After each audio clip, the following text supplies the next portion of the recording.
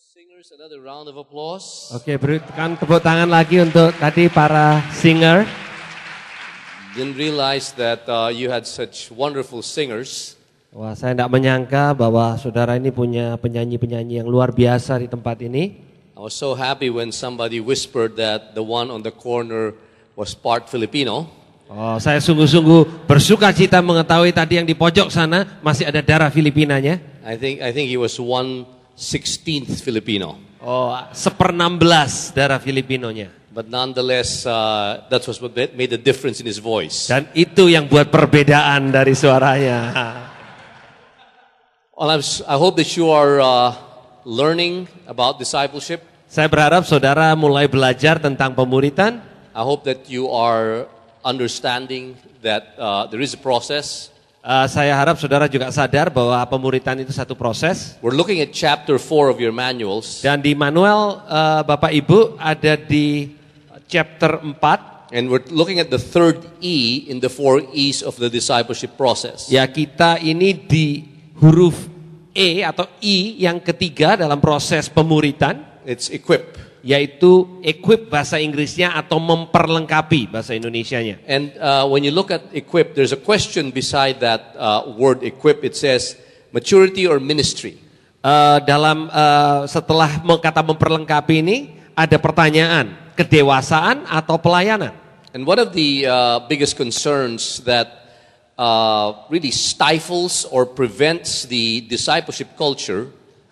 Dan ada hal yang sangat menghambat dari budaya pemuritan itu. Is more often than not we think that only mature Christians are the ones who are able to make disciples. Seringkali pemikirannya adalah hanya orang Kristen yang sudah dewasa yang mampu untuk menjadikan murid. It is not only a big mistake, it's a fatal mistake. Itu bukan hanya kesalahan besar, tapi itu kesalahan fatal. When the disciples abandoned Jesus, pada waktu murid-murid meninggalkan Yesus, and they betrayed him, dan kemudian mengkhianati Yesus, there's nothing more vile of a sin than to betray the Lord Himself. Ya, tidak ada dosa yang lebih parah daripada meninggalkan Yesus. And yet, interestingly, after Jesus resurrected from the dead, tetapi menarik sekali pada waktu Tuhan Yesus bangkit dari antara orang mati, and He met up with Peter. Dan kemudian dia bertemu dengan Petrus. And in that exchange, he told Peter, "Are you perfect?" Dan kemudian dia tanya kepada Petrus, apakah engkau sempurna? Jesus never said that. Yesus tidak pernah katakan seperti itu. Are you already mature, Peter? Dan Yesus juga nggak katakan, Petrus, apakah kamu sudah dewasa? Jesus never said that. Yesus tidak pernah tanya seperti itu. Peter, do you not make mistakes anymore? Peter, do you not make mistakes anymore? Apakah Petrus engkau tidak pernah buat salah lagi? Jesus never asked that. Yesus tidak pernah tanya itu. It was interesting what Jesus asked. Dan sangat menarik apa yang Tuhan Yesus If you read tanya. your Bible, the question was, do you love me? Tapi pertanyaannya adalah, apakah engkau mengasihi aku? And then he said, yes, Lord, I love you. Dan kemudian Petrus mengatakan, ya Tuhan, aku mengasihi engkau. And do you know what Jesus said? Dan Tuhan, saudara tahu apa yang Yesus katakan? Go feed my lambs. Oke, beri makan domba-dombaku. Now this is a guy that denied Jesus 3 times. Ini adalah seorang yang menyangkal Yesus 3 kali. So sometimes we think a guy should be perfect, a guy should be mature, a guy should be faultless before he makes disciples, and yet that's not what the Bible tells us. Ya, sering kali kita berpikir bahwa untuk memuridkan seorang harus sempurna, harus dewasa, tapi sebenarnya Alkitab tidak pernah mengajarkan kita seperti itu. At some point, discipleship is really not about you.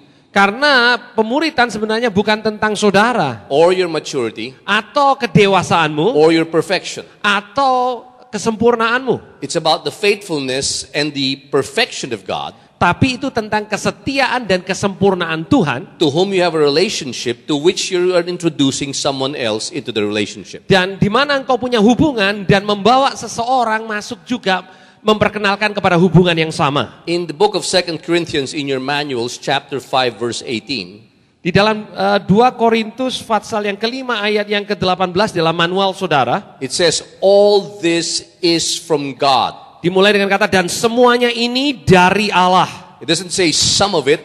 bukan dikatakan sebagian dari It ini, doesn't say parts of it. bukan dikatakan bahwa bagian, It says all this tetapi semuanya ini is from God, dari Allah who reconciled himself through Christ yang memperdamaikan kita dengan Kristus and gave us the ministry of reconciliation. dan memberikan kepada kita, mempercayakan kepada kita pelayanan pendamaian. Ministry is not about perfection, Pelayanan itu bukan kesempurnaan, it's about reconciliation.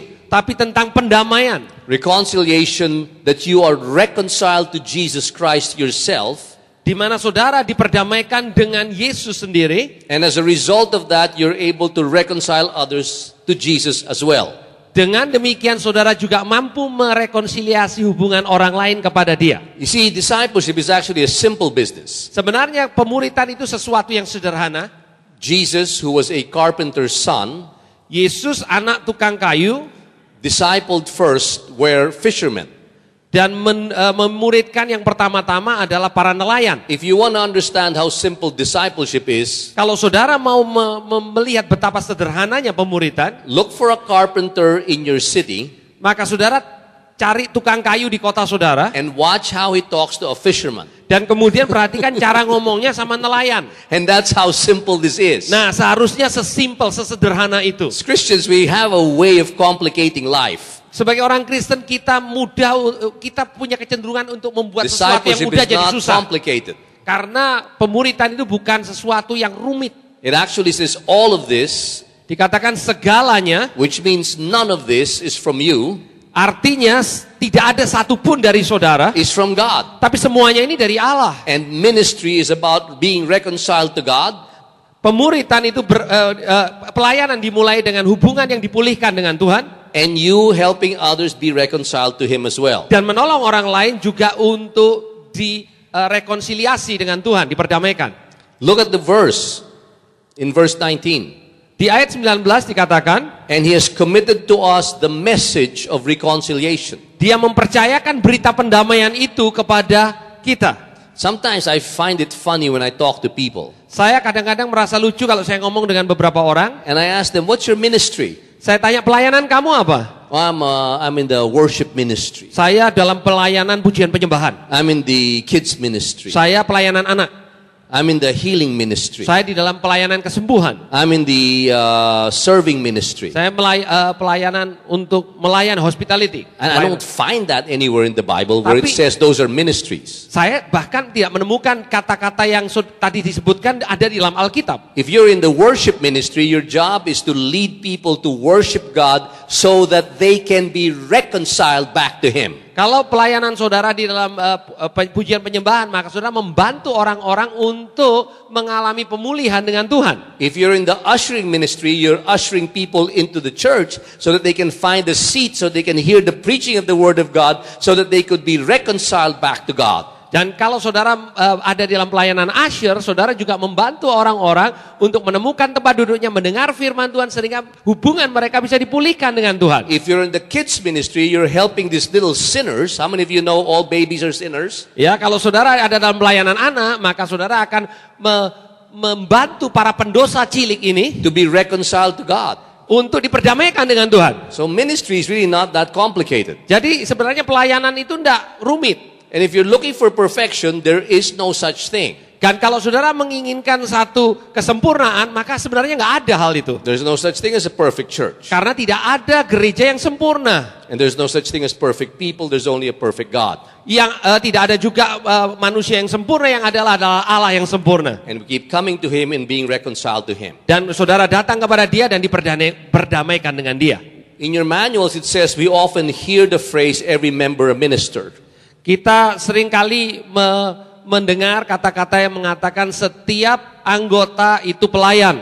And we think that is just a phrase. Seringkali kita hanya mendengar dan kita rasa itu hanya sekedar slogan. Because our expectation is it's the guys on the platform that will do all the ministry. Karena kita punya ekspektasi bahwa orang yang ada di depan inilah yang melakukan pelayanan. The goal of this chapter is to break these myths in your mind. Jadi goal dari pelajaran ini adalah untuk mematahkan mitos yang seperti itu. And these myths are spelled out in the Bible. Dan mitos itu ada di seluruh bagian daripada Alkitab. And the text we're looking at is Ephesians chapter 4 verse 11 to 13. Kita akan fokus tetapi dalam Efesus pasal 4 ayat 11 sampai 13. So Christ himself gave the apostles, the prophets, the evangelists, the pastors and teachers. Dan ialah yang memberikan baik rasul-rasul, nabi-nabi, pemberita Injil maupun gembala-gembala dan pengajar-pengajar. Underline this in your manuals to equip his people for works of service. Dan saudara berikan garis bawah di dalam manual saudara untuk memperlengkapi orang-orang kudus bagi pekerjaan pelayanan. So that the body may be built up Bagi pembangunan tubuh Kristus. until we reach the unity in the faith, Sampai kita semua mencapai kesatuan iman. in the knowledge of the Son of God, Dan pengetahuan yang benar tentang anak Allah. become mature in attaining the full measure of the fullness of Christ. Kedewasaan penuh dan tingkat pertumbuhan yang sesuai dengan kepenuhan Kristus. What a powerful set of verses. Dan ini adalah ayat-ayat yang sangat luar biasa. Attaining the whole measure, attaining the whole measure, attaining the whole measure of the fullness of Christ. Mencapai tingkat pertumbuhan yang sama, yang setara dengan kepenuhan Kristus. Become mature Menjadi dewasa in the knowledge of the Son of God. di dalam pengetahuan akan anak Allah. Reach unity in the faith. Dan mencapai kesatuan iman. And how does that happen? Dan bagaimana cara ini terjadi? By equipping his people to do the works of service. Dengan cara memperlengkapi orang kudus sebagai pekerjaan pelayanan. And herein lies the first myth. Dan ini adalah mitos yang pertama. In your manuals, the myth, my pastor's primary role is to minister to me. Ya, mitos yang pertama adalah peran utama gembala saya adalah melayani saya. Now, in the church, we believe that the pastor's role is to minister to the people. Ya, kita percaya di dalam gereja bahwa tugas utama gembala adalah melayani umat. But this verse does not say that. Tetapi ayat yang baru kita baca ini tidak mengatakan hal seperti itu.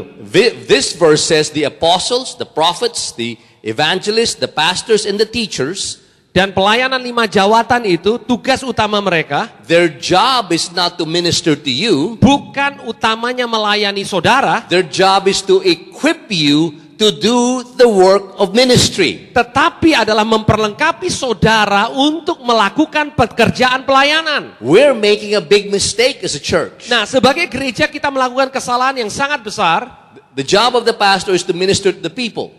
di mana kita percaya pekerjaan gembala yang utama adalah melayani jemaat. That's not what the Bible is saying. Tapi bukan itu yang dikatakan oleh firman Well, Tuhan. that's why the church is not growing. Itu sebabnya gereja tidak bertumbuh. How foolish is that for one person to minister to 700 people? Bagaimana bodohnya kita percaya satu orang bisa melayani 700. The job of the pastor is not to minister to the people, but to equip the people. Tetapi tugas utama seorang gembala bukan melayani, tapi memperlengkapi jemaat. To do what? Untuk melakukan apa? To do what? Untuk melakukan apa? Bring back the next verse, verse 12, Ya, verse tolong 11. ayat 12, ayat 12. Can you, so that Christ to equip, to do what? Untuk melakukan apa, saudara? Works of what? Apa pekerjaan apa? You know what that word service means? Saudara tahu pekerjaan pelayanan itu? Ministry. Itulah pelayanan yang kita bicarakan. It's not my job to do the work of ministry, it's your job. Bukan tugasnya Pastor Joy untuk melakukan pekerjaan pelayanan, tapi tugas saudara. My job is to equip you, Tugas saya yang utama adalah memperlengkapi saudara. and the way we're going to attain the unity of the body of Christ, Dan caranya kita mencapai kesatuan the daripada way we're going to attain the Kristus. fullness of the measure of Christ, sampai kita bertumbuh sampai kepada kepenuhan Kristus is when you go out and do the work of ministry. adalah pada waktu saudara pergi keluar dan melakukan pelayanan. It is when I equip you to do that. Dan pada waktu saya memperlengkapi saudara untuk melakukan hal itu. The day we fix that, Pada waktu kita bisa memperbaiki hal itu, Christianity will spread. maka kekristenan akan menyebar. Somebody shout amen. Katakan amin, saudara. You've been called to do ministry, Saudara dipanggil untuk melakukan pelayanan. not to attend church and listen to a preacher. Dan bukan datang ke kebaktian dan dengar khotbah bagus. You were called to lay hands on the sick, not to be laid hand upon. Saudara dipanggil untuk menumpangkan tangan atas orang sakit dan bukan hanya ditumpangi tangan. You were called to pray for people, not to be prayed upon. Dan bukan hanya saudara dipanggil, bukan hanya minta untuk didoakan, saudara mestinya mendoakan orang lain. That's why we're here to equip you. Itu sebabnya kami ada di tempat ini untuk melengkapi saudara. Now in your manuals it says the truth is, Dan di dalam manual saudara dikatakan kebenarannya adalah my pastor's primary role is to equip me to minister. peran utama gembala saya adalah memperlengkapi saya untuk melayani. Nomor 2. Number 2, ministry. Yang kedua, pelayanan. Ephesians 4 verse 12, to prepare God's people for works of service so the body may be built up. Untuk memperlengkapi orang-orang kudus bagi pekerjaan pelayanan bagi pembangunan tubuh Kristus. Efesus 4:12. The myth is, I'm not yet ready to be used of God. Mitosnya adalah saya tidak cukup siap untuk dipakai Tuhan. It's not true. Ini nggak benar. The best way for you to learn and be equipped is for you to minister to someone else. Cara saudara untuk diperlengkapi dengan benar adalah untuk mulai melayani orang lain. How many of you in this room are parents? Di mana berapa dari antara saudara yang sudah jadi orang tua, You have children. yang punya anak-anak? Raise your hand high. Tolong angkat tangan tinggi-tinggi. How many of you know you can go to school of parenting, you're not going to be a good parent? Kalau saja saudara hanya masuk sekolah menjadi orang tua, saudara tidak akan menjadi orang tua yang baik. And how do you become a good parent? Bagaimana caranya saudara menjadi orang tua yang baik? You have to have children. Saudara harus punya anak. It's the same. Sama.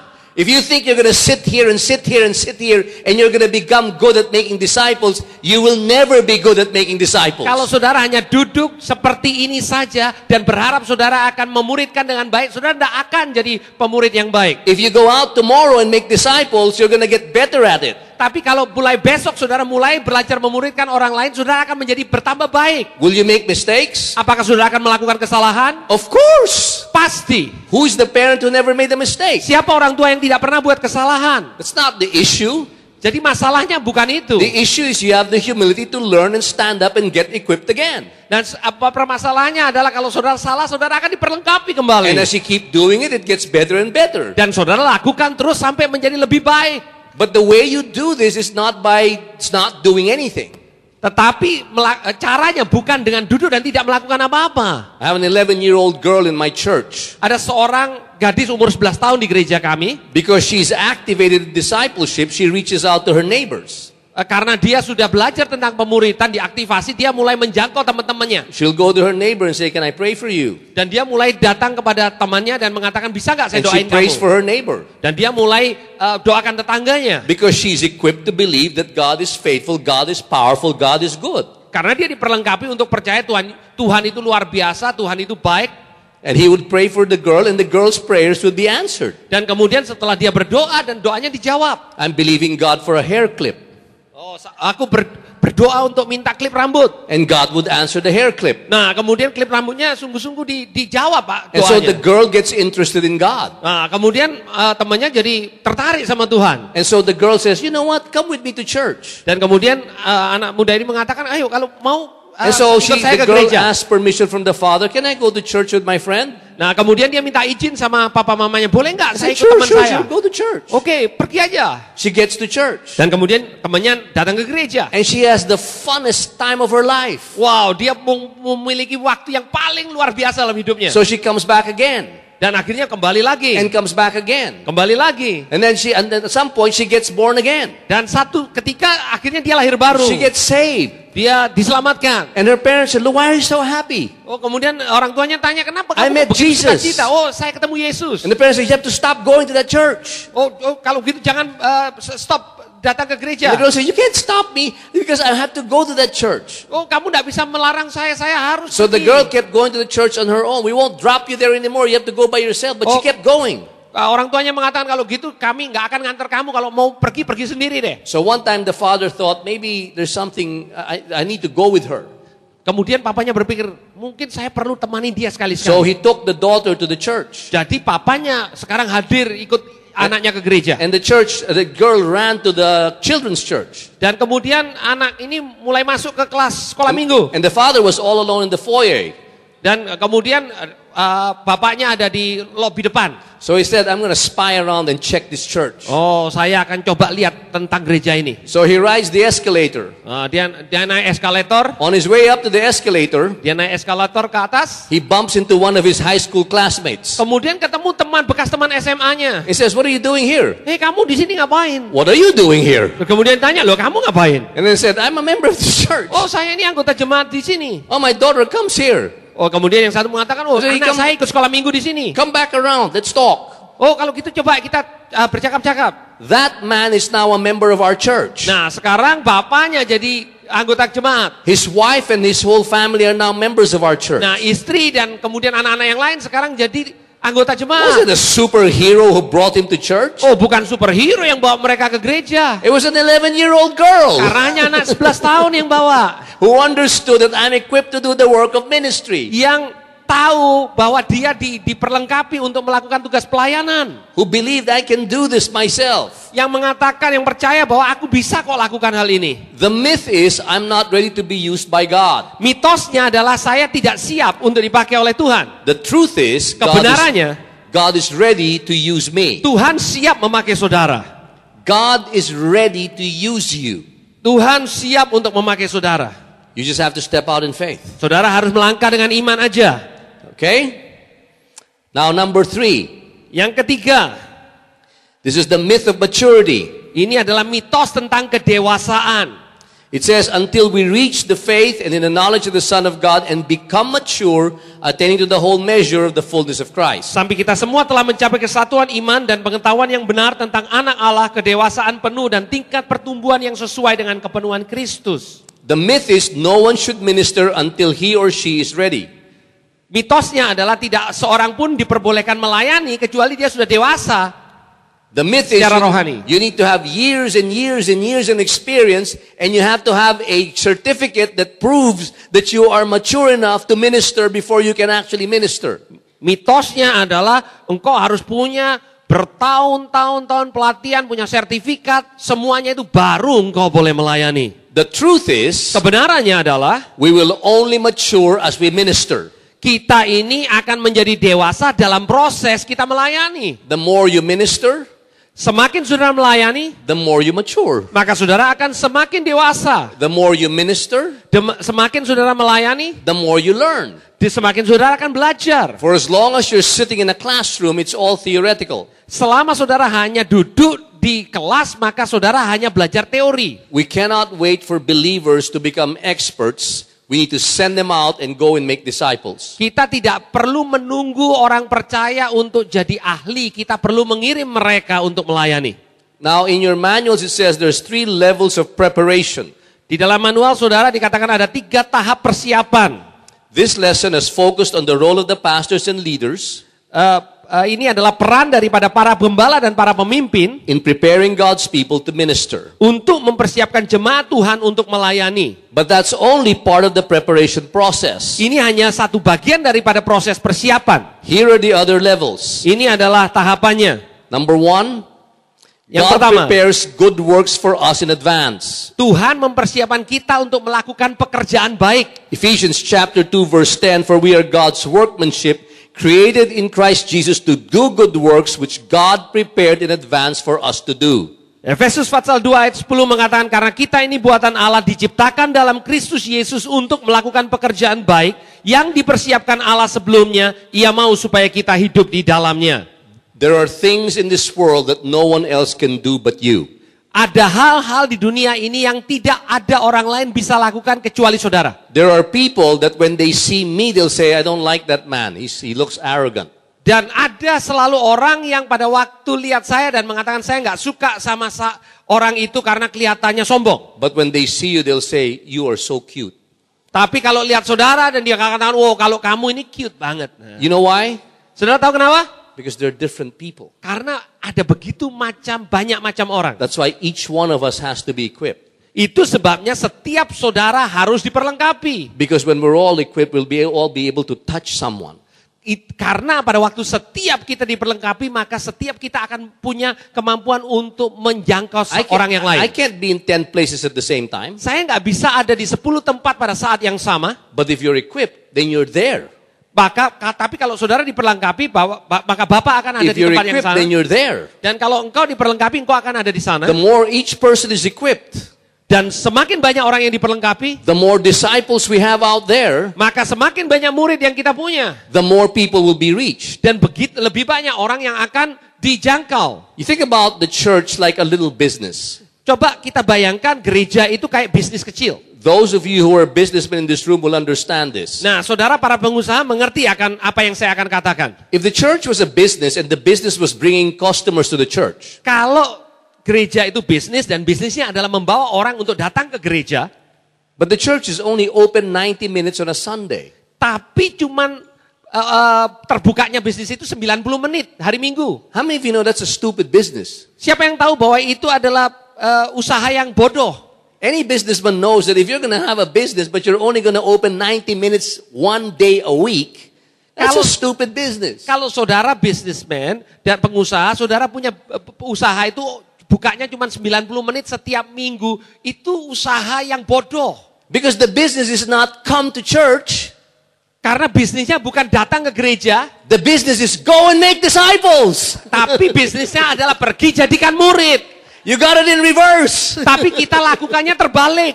If all of us go and make disciples, Kalau setiap kita pergi dan jadikan murid, the business will not be open 90 minutes on a Sunday. maka bisnisnya nggak hanya buka 90 menit dan di hari It will Minggu. be open 24 hours a day, 7 days a week, 365 days a year. Maka bisnisnya itu 24 jam sehari, 7 hari seminggu, 365 hari dalam setahun. Buka terus. And not only that, we will have thousands of branches of our business. Nah, dan bukan hanya itu, kita punya ribuan cabang dari bisnis kita. That's why you need to be equipped. Itu sebabnya saudara perlu diperlengkapi. Amen? Amin.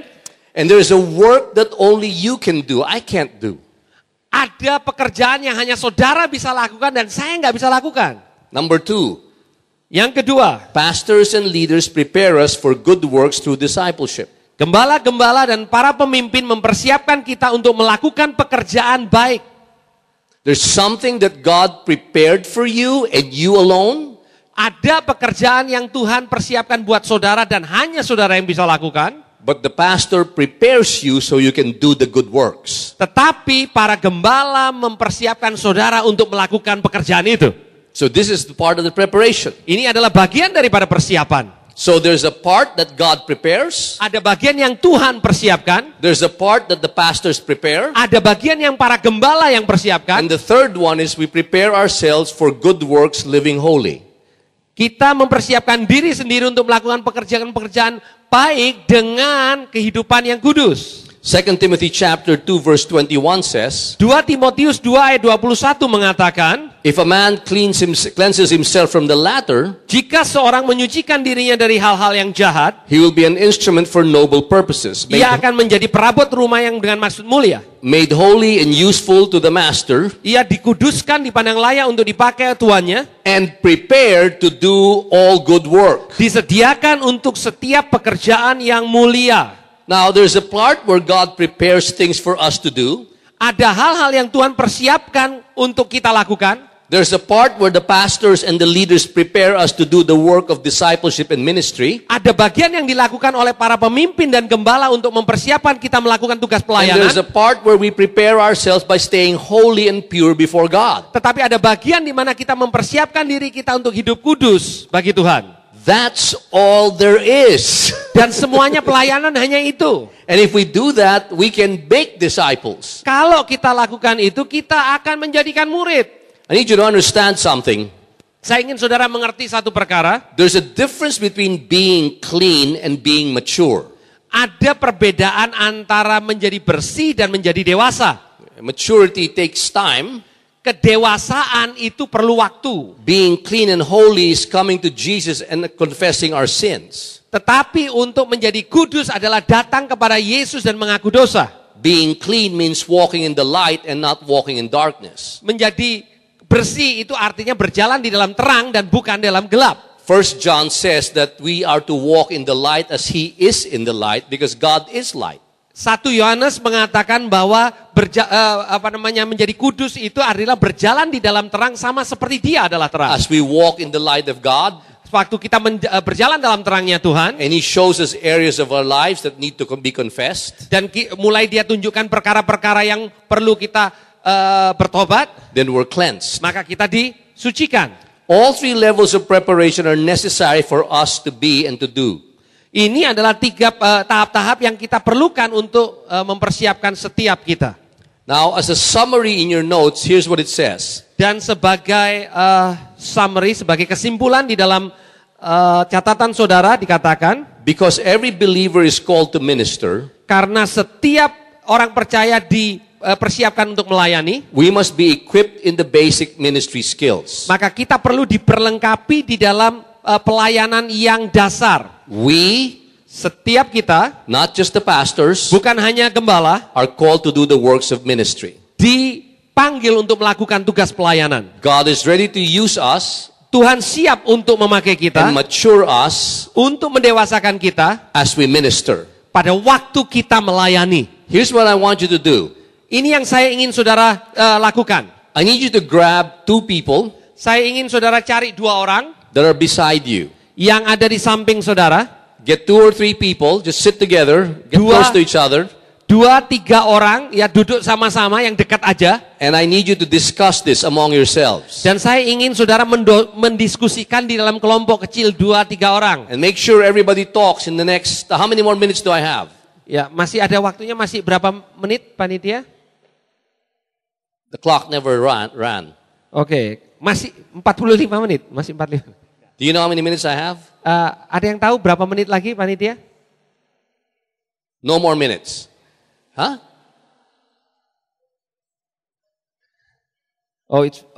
Oh, sorry. Was I supposed to stop at 3 o'clock?